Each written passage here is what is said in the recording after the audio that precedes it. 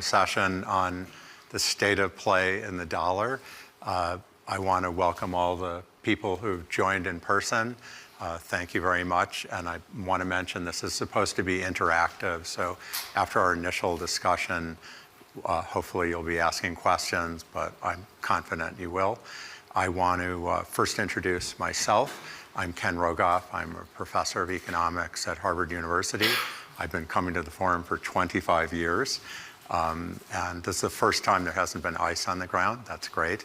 I want to also introduce Keyu. She's a professor at the Hong Kong Institute of Science and Technology, and Rajan, who's a professor at Chicago and has been, of course, governor of the Central Bank of India and chief economist at the International Monetary Fund. I want to also acknowledge that there are people able to participate online. There's an app where it should appear on the screen a code you can scan. There it is. And the organizers have asked me that if you do share some of this on social media, please use the hashtag WEF25. So if you want to vote from the outside, you have to download this app. I've never used it myself, but I'm sure it's very easy to use. I'm learning it along with you.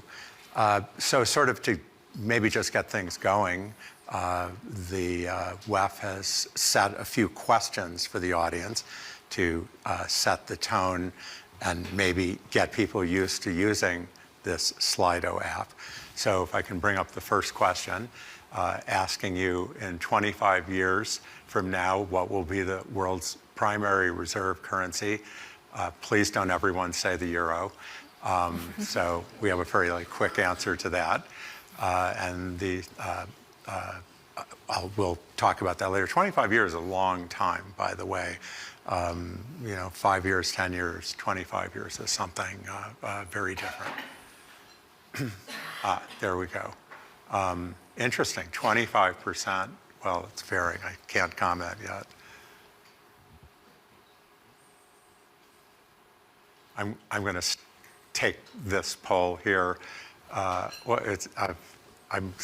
new to this. It's constantly changing. So the dollar is still more than half. Central bank digital currencies are very popular. It was slower to come in, which I sense is the online audience voting later than the in-person audience coming in. Maybe we can go to the next question. What do you see as the advantages of having the dollar as the world's primary reserve currency? If this had been asked at Donald Trump's inauguration yesterday, we might get a very different answer than we're going to get here. But you're asked to write down a couple words. They're going to produce a word cloud saying what words that you choose to use for describing what you think the dollar does for everyone.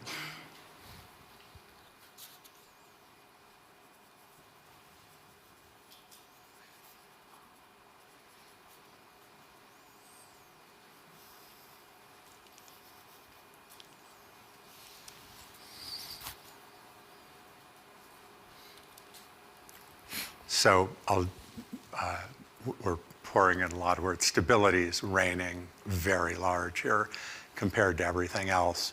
But I see free ride for the United States, which maybe takes us to the next question that we have.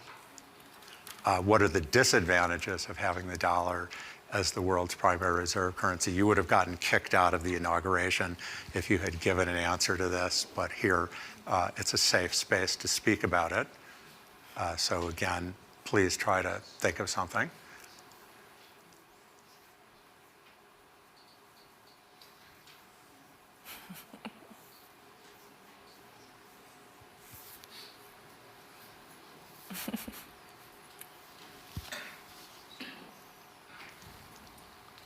I see monopoly looming large, too much debt way up there. Anyway, thank you very much for having these questions. There are two things going on about the dollar right now. One is that it's very high. It's actually only been this high in real terms, adjusting for price levels in other countries in 1985 and 2002. And it came down quite a bit in both instances within a year or two. And I guess if you look at economic research, it's very hard to predict exchange rates. But when you have exchange rates be very far out of line, especially adjusting for prices, and I know based on simple data like looking at Starbucks prices or McDonald's, or the complaints I hear from Swiss visitors and Japanese visitors. I used to think of as the most expensive places in the world, saying now it's so expensive here in Boston or New York. It really tells me the dollar is very high, so perhaps that effect will come. There's also the question of the dominance of the dollar that allows the US to impose sanctions. It gives its banks just an incredible advantage that they're dollar-based and backed by the Fed, and that, to say the least, that's not very popular. If I might start with you, Raghu, who spoke very courageously about this a little over 10 years ago when you were governor of the Central Bank of India, what your thoughts are about the dollar or generally the exchange rates. Well, let me start with the poll, then I'll go on to what an emerging market or developing country central banker feels right now. Well, clearly it indicated that the dollar is going to reign supreme 25 years from now. And I think embedded in that is a lot of optimism that the world will stay together as one block 25 years from now. And there's a lot of, 25 years, as Ken said, is a long time. Certainly there is a pressure towards regionalization, and maybe these regional blocks don't sort of have free flow of capital between them if we really mess things up. And we shouldn't rule that out as a possibility, at least 2, maybe 3 regions. So in a multipolar world, what does it mean to be the dominant reserve currency? Less clear. Also, I wonder about the point about a non-central bank reserve currency, I presume digital reserve currency, I presume some kind of crypto. I think from everything we've seen and experienced, for a means of payment, you really want stability of value. And that's where the central banks come in. So I can see a private digital asset which is linked to a fiat currency, where a central bank sort of manages the value of the currency. I'm less confident that we will see a untethered, unanchored digital crypto as a widespread means of payment. So I think the concern many central bankers across the world outside the North American Euro bloc have is the growing potential for weaponization of currencies.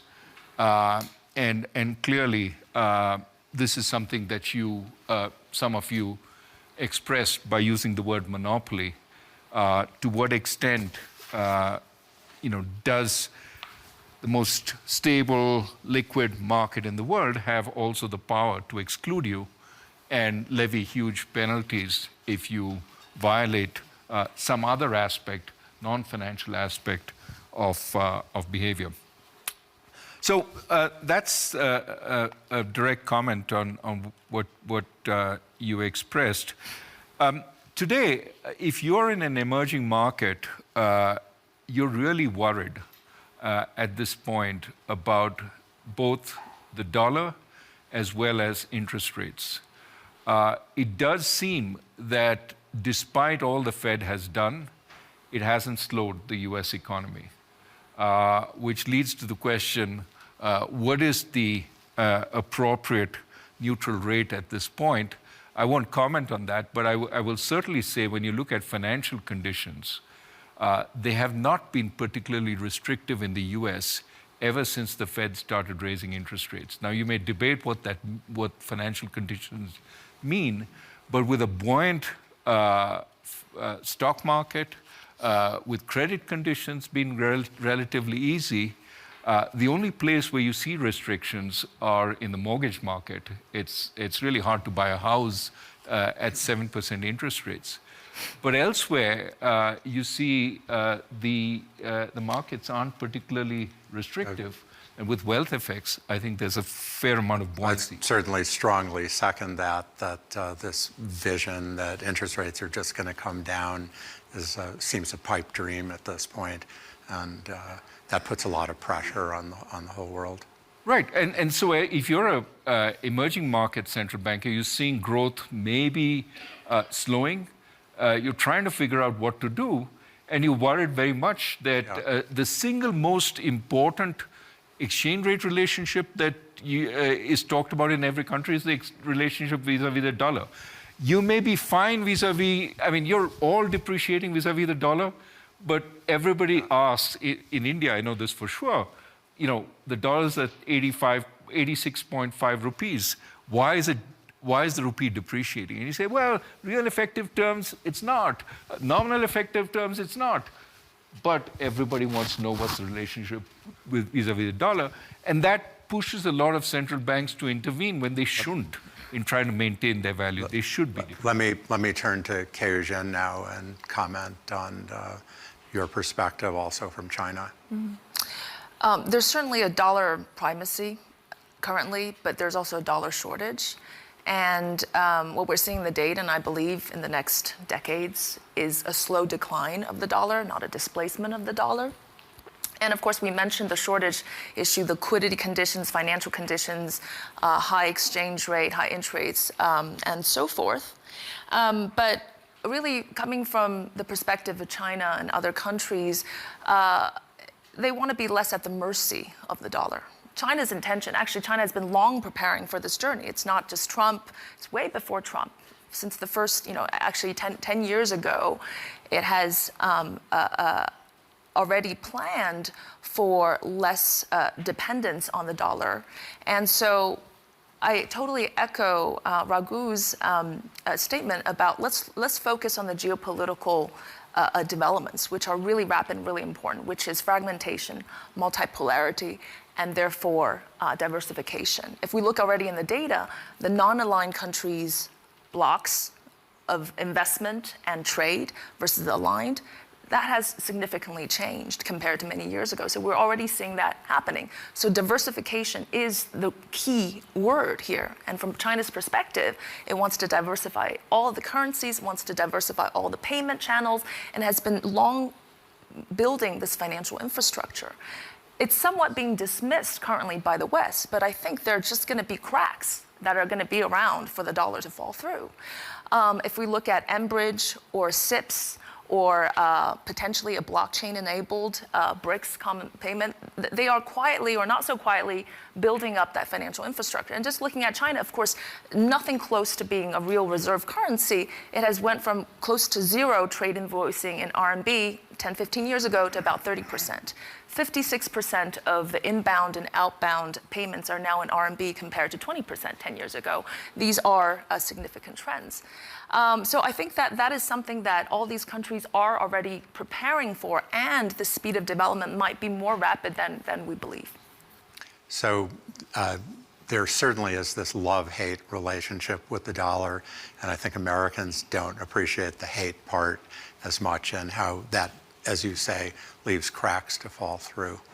I'll also underscore the dollar is really high, and to limited amount we know in economic research is that there tends to be some reversion to mean when that happens. So the idea it's just going to keep going like that.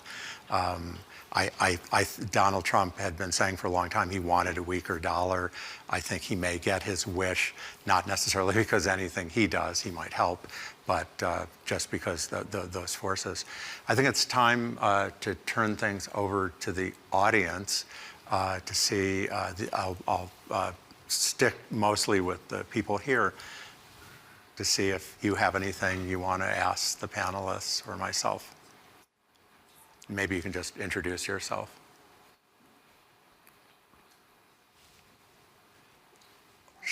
Oh, sorry.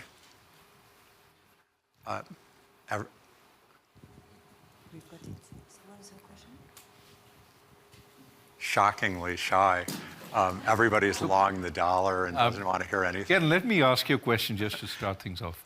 What do you think about the fiscal situation and the connection to the dollar in the U.S.? I think that during the 1970s, when things got out of control, the dollar lost a lot of territory.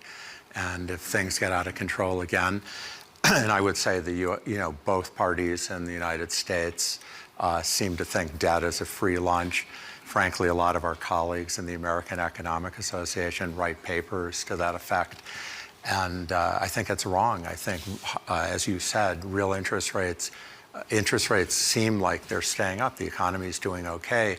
Suddenly, the debt, which was costing us a couple $100 billion a year, is suddenly pushing up to $1 trillion a year in just interest costs. It's bigger than our armed forces. And I think at some point, this is one of the potential triggers for having more inflation. And that's going to undermine the dollar as it did in the 1970s. We seem to have gotten a free pass from this last burst of inflation. But I think, fool me once, shame on you. I think the rest of the world's going to adjust a lot when that happens again. Keyu, you have any thoughts? Well, I was just thinking about going forward. There was a period where the pound and the dollar were simultaneously coexisting, and they were competing with each other, and that was a period of relative instability because the investors' perceptions on the relative risk and return, and so it was switching back and forth. And we've seen in the data also the sharp rise in non-major currencies as a form of reserve, not just the yuan, but the yen and the Swiss francs. Yeah, exactly. 2%. 11%. And as we go forward with the rise of technology, where CBDC, central bank, will contribute, whether there might be a period of instability, maybe down the road, as these currencies start to compete, along with the fragmentation, multipolarity of the economic situation as well. Well, I think there's potential for a lot of instability coming from these debt problems and such across different countries. Let me try again with the audience, having given you a second to build up if I see a question here.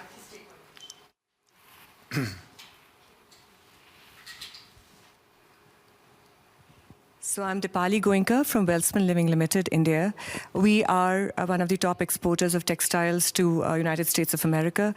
The question that I have, and I think when you talked about the relationship between the rupee and the dollar, and you talked about the real estate, I think the challenge that we are looking at is the credit card, and that kind of, what is the future of buying in America comparatively? The currency that they use is the credit card. How are we looking at that? Because it's absolutely gone to.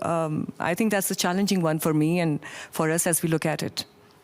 Well, there's a difference between the means of payment, the mechanism you use, and the final currency that lies under it. So over history, we've had, bills of exchange, and over time we had checks, and then we had credit cards and debit cards, and there'll continue to be innovation, and there's clearly tremendous innovation in the digital space and a challenge to banks. But, I think that's a battle. You can walk up and down the street here and see many people with their ideas about what comes next. I don't know if But the only thing is, now you're talking about crypto, but is it going to be the way of payment as we go forward, and how fast that's going to come in? Because, in America, that's what Trump is going to be talking about as we go forward. So, you're talking about credit cards and the payment, the way of mode of payment being crypto. I mean, how does that go forward?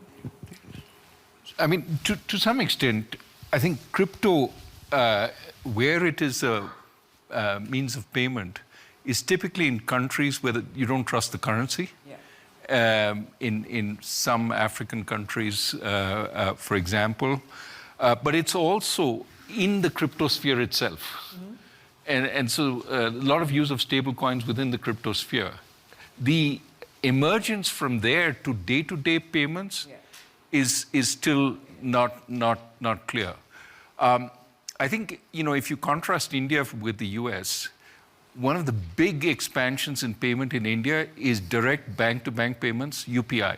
Yeah. 12 billion transactions last month, not via card, but just direct payments. The Fed just started in 2024, Fed Now, which is an attempt to get that. That hasn't caught on yet. But that would be a substitute to credit cards if that happens. Mm-hmm. But it hasn't caught on as yet, unlike UPI. Thank you. Had another question here? Thank you. Markus Diem from Handelszeitung in Switzerland. Just a question. President Trump threatened countries when they try to diversify from the dollar. I want to know from you what you think. First, how serious this threat is, and second, what is the impact on the markets? Thank you. I mean, I would guess it's not good for the dollar. You want to persuade people to use your currency because it fulfills some of the things that were in the word cloud before, providing stability, a means of payment. And if you're being threatened, I think that only reinforces the incentive to try to diversify into doing other things. If a country's threatening you because you're doing something as innocent as invoicing in another currency, what else are they going to threaten you over? At least, that would, I'm sure China, India, and everyone else feels that way, not to mention Europe. I'm sort of surprised. Hi, good morning. My name is Deepak Jain. I am the CEO of Jubilant Ingravia from India. I had one question related to the direction, what we're talking about, the US dollar. I'm not an economist, but based on what I read and see, I see two possible scenarios. One is what everyone was anticipating, that with things normalizing, Fed gradually decreasing the rates and hence growth accelerating. Now, of course, there are some breaks to it, as we can all see. The second scenario is what Trump has been talking about. I read somewhere that if all the tariff increases happen of imports in the US, that can increase the inflation by 1.5–2 percentage points. In that scenario, Fed will have to rethink about what they do to the interest rates, and that can have a meaningful impact in the direction where dollar goes. So between the two scenarios, we'd love to get the views from the panelists, what they think is a more realistic one, or the truth will lie somewhere in between, if there are any insights. Well, I'll start and then turn it over. First of all, the tariffs themselves have an effect on the exchange rate that's probably already baked in to some extent. But what isn't baked in is what other countries do in retaliation. So if the other countries raise tariffs the same way the US raised tariffs, it actually does nothing to the exchange rate. And I don't think countries are going to, bow to those threats necessarily. It's not necessarily in your interest to raise tariffs. Turn to see if Raghu or Keyu wants to say something more. Keyu, you want to go? No, go ahead. So on the, economists like to distinguish between one-off increases in prices and steady increases in prices. The one-off, central banks can look through. So if there's an increase in tariffs, they could look through. The only problem, however, is that price increases have been a big factor politically, right? And as a result, one of the concerns central bankers have is this starting to get baked into the psyche and changing inflationary expectations. Inflationary expectations are the golden sort of target of central bankers. And if there's a sense that tariff increases are steadily coming and increasing prices and of salient stuff that people buy, then the worry increases. as of now, I would say the Fed is waiting. I think the bigger concern for the Fed is all the medicine it's thrown against the inflation problem, and you're seeing inflation sort of stabilize at a higher level. Yeah, the monthly ups and downs, but the labor market is rock solid, and so growth is also fairly strong, above what one might think is U.S. potential. So I think the Fed is going to be asking questions: is our medicine working? And so to that extent, I think there is a real question about whether all those cuts that the market was thinking of course, the market has reevaluated, but whether they're coming. If I could just make a historical note, when Trump raised tariffs on a much narrower scale in 2018, the Fed had just, if I'm remembering my history right, the Fed had just started raising interest rates, and they actually did an about face because of the chaos that it caused, and they were worried about a recession. So to think that, imposing these tariffs, is just going to be done clinically and without destabilizing the economy, it might be true, but there's a risk that the Fed might consider in the other direction of giving an incentive to cut as opposed to raise.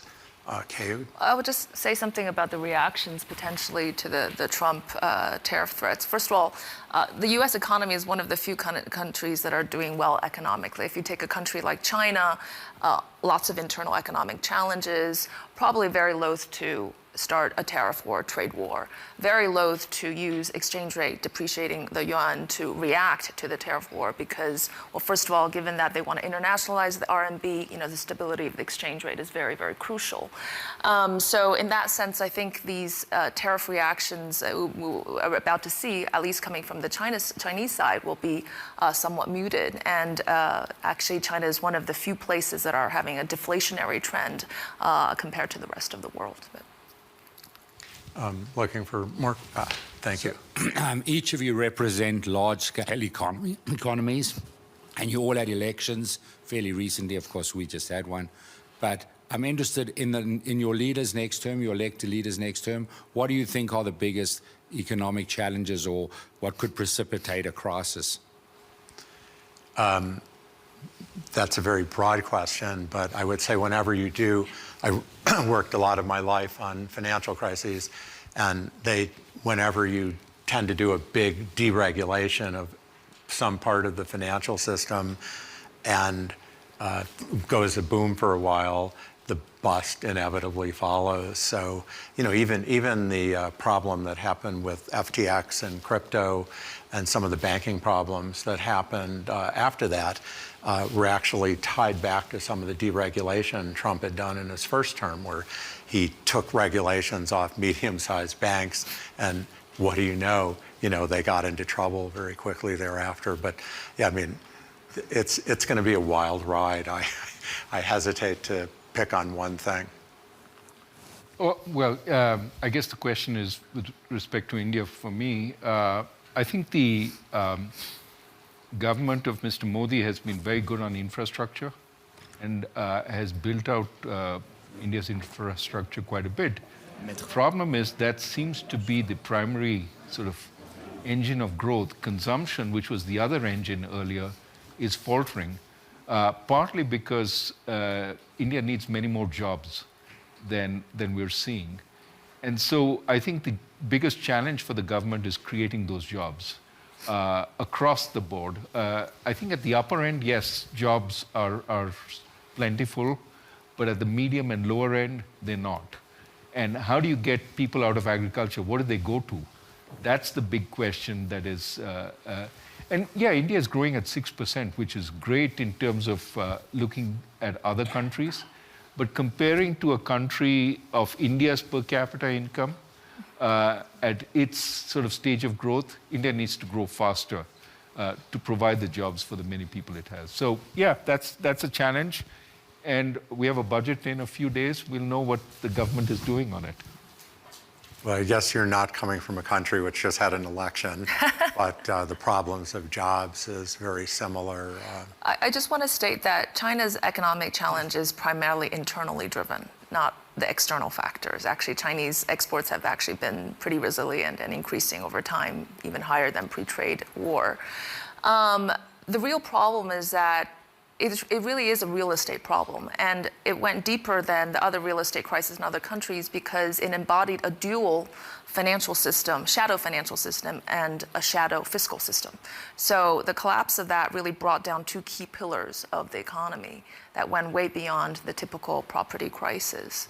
Currently, the people are always are wondering about China. Why have they not unpacked a stronger, more committed, stimulus package? First of all, it's important to note that the government now realizes the economic situation is really bad with unemployment and so forth. The real problem is that they're facing a dilemma, choice and constraint, which I think is less appreciated from outside of China, which is how can you actually stimulate growth without reigniting this huge debt explosion? They haven't figured that out. So if you stimulate on the supply side, it's just going to cause more excess capacity without resolving the core issue of consumption. So they're redirecting some of the stimulus back to the demand side. They're trying to figure out how to implement the policies, coordinated monetary fiscal policy, in a way that actually trickles into the real economy and actually has an effect. So it's not that they're not committed to that, they haven't figured out why. And lastly, I'd say that, different from India's problem, the core consumption issue is you have hundreds of millions of people living in the rural areas who don't have social protection, social safety net, lack of access to infrastructure, and they don't have land property rights as the urban residents do. So in that way, that has kind of stalled. So unless you resolve the core consumption issue and the core issue between the central and local government, where local government shoulders all the burdens but don't have the proper resources, China's economy is very, very slow to rebound. Please. You might introduce yourself too. Yes, Mike. I'm the chief economist of AXA. I've got a question to the panelists on the exorbitant privilege, as we used to call it. So my question to you is, do you think that, would it not for the fact that the US dollar is still the main reserve currency, interest rates in the US today will be much higher than they are?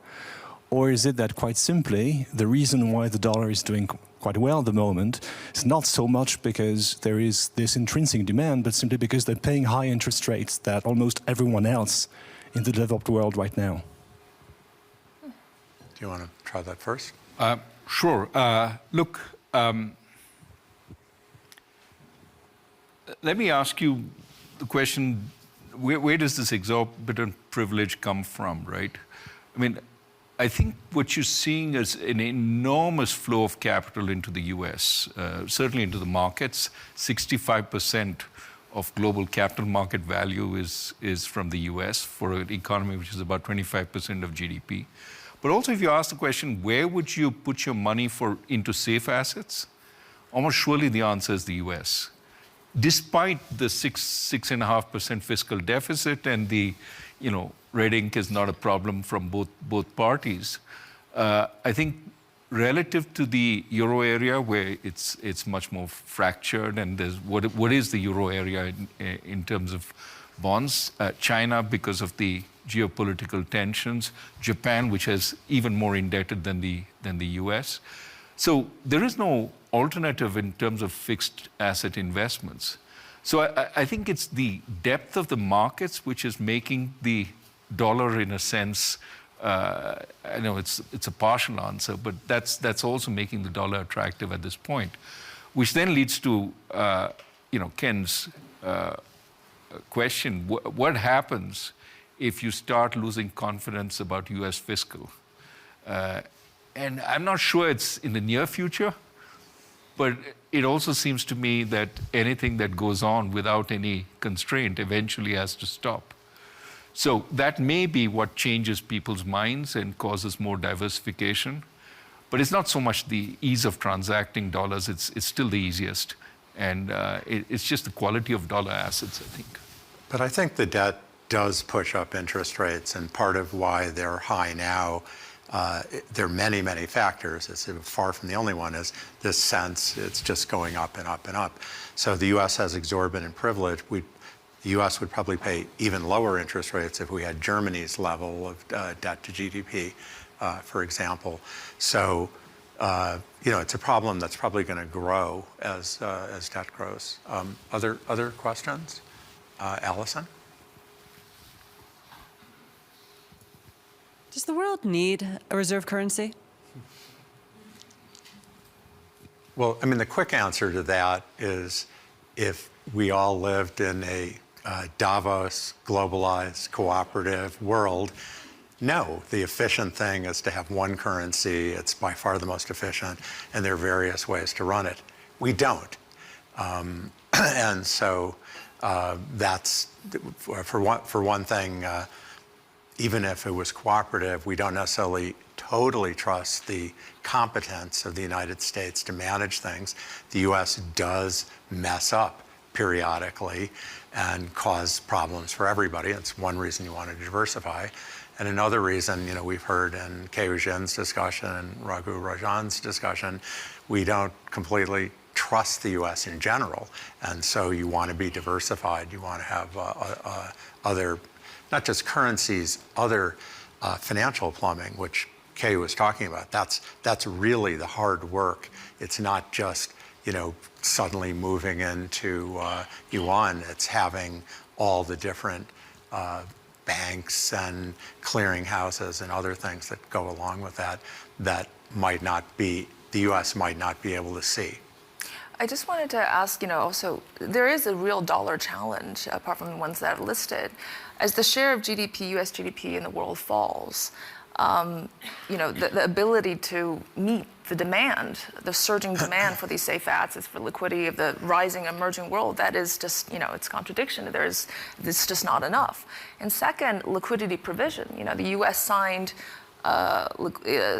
swaps, bilateral swaps with a handful of advanced economies, leaving the other, there's a big gap.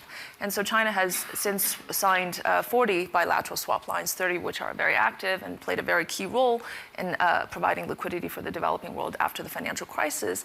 And that is still a very much an unmet demand that the dollar is not able to, we haven't solved with that. And over-reliance on the dollar, it does leave these emerging markets prone to financial crisis, the booms and bust of the dollar appreciation. That's again something that has not been solved. So when it comes to the ease of transaction payments, well, certainly the digital payment system is going to be much faster and more transparent and low cost, and so that is really going forward. So I think there's still some big questions that especially given the situation, the global economy, lots of developing countries are in huge trouble, have not recovered post-pandemic. Let me just pick up on two things Keyu said. First of all, there are these moments of duress. For example, the global financial crisis, the pandemic, when suddenly nothing works. And in those moments, the ability of the most used currency, the Federal Reserve, to just freely provide money to countries it wants to provide money is huge. And you leave yourself vulnerable to that. You have to be a friend of the Fed in these situations. And the Fed's been, fairly generous, but by no means is everybody a friend of the Fed.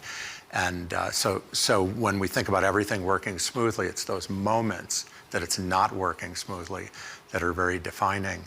Another thing, a big topic that's gone around in economics the last 15 years perhaps, is this idea that the US is getting smaller and smaller and the growth in dollar assets is getting bigger and bigger.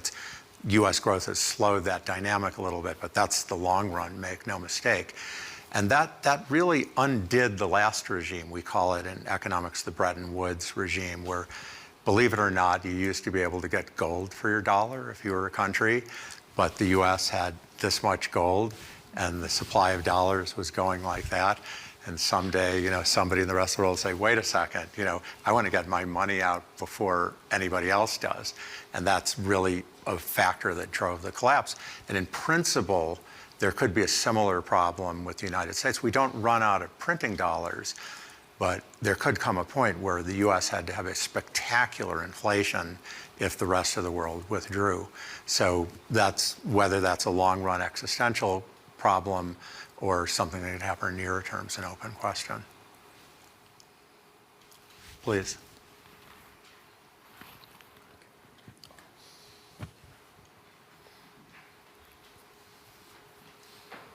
Thank you. My name is Darmawan from Bank Mandiri, Indonesia. I would like to hear from your perspective, following the progress initiatives on the local currency settlement have done by some countries bilaterally, and also the other one is the BRICS. How do you see the maybe U.S. authority see this fact as a market expansion potential, or something need to be following up to, maybe you have the consideration on it? Thank you. Well, Keyu spoke about this. I don't know if you have anything to add about the developing these other pathways. Well, certainly, the volume of transaction is still small, but the efforts are currently underway. Really, these countries really have an interest to bypass the SWIFT, and whether it's SIPs, M-Bridge, or BRICS, and so forth, and bilateral settlement. Again, the trading, right? The trade invoicing, a lot of it is settled in local currency, so we expect that to increase. But also, I wanted to add that the shocks at points in time does make that acceleration. The financial crisis kind of accelerated the use of RMB, and then of course Russia, the sanctions, these geopolitical or other kind of shocks do have a small vertical jump in these in the urge. But I think that is a very strong kind of endeavor in the other countries. I would just add, before the fixed exchange rate regime broke up in the early 1970s, Europe was already starting to pull away. More things were denominated in Deutschmarks and loans, and they saw the handwriting on the wall, and they were laying the groundwork, much as we see going on now. Just on the BRICS itself, one thing you need for some kind of a common currency, I don't think we're anywhere near that, is geopolitical unity. I don't think the BRICS have that. You have very different countries. India and China have a border conflict. You have Saudi Arabia, which sort of, depending on the moment, is in the US camp or in the Chinese camp. So I don't think there's the political cohesion within the BRICS to do more than experimentation on the... in other words, the fear that they're going to a common currency, perish the thought. That's not going to happen. But what can happen is like the BIS has some experiments on cross-border transactions, including using digital central bank digital currencies. Those kinds of things can happen. More invoicing across borders. But I think President Trump is reacting too early to something that's not going to happen. So I need to try to start wrapping up here. The WEF runs a fairly tight timeline. So I think, one thing we've seen, particularly having leading voices from India and China, is there's a lot of appetite for something else. I used to be a professional chess player in my youth, and there were no Asian grandmasters. They were all in Europe or the United States, a couple in Latin America. Now there was a Chinese world champion a couple of years ago. India just won. There's a lot of ingenuity there, and if they want to do something, they're going to do it. And so I think it's very interesting, what's going on, and sort of the bravado Americans have that no way will bully them, if they try to do something else, may turn out to be quite a bit of hubris. I might also add that I think, the value of the dollar is very high. Everyone's sort of saying the United States is great. There's sort of a saying I sometimes hear that whoever it is that's being put up on a pedestal by the world, as you've often seen in Davos, they're the ones that are first in line, perhaps to have a crash, coming. So I wonder if, we're going to turn to having something about what to do about the very weak dollar and the sudden collapse of the U.S. economy a couple of years from now. That remains to be seen. Anything final to add? You're just jinxing your own forecast, right? No, my forecast was for the dollar to come down. Anyway, thank you very much to everyone. Thank you to those that were watching online. And hope you have a good rest of the day and forum. Thank you.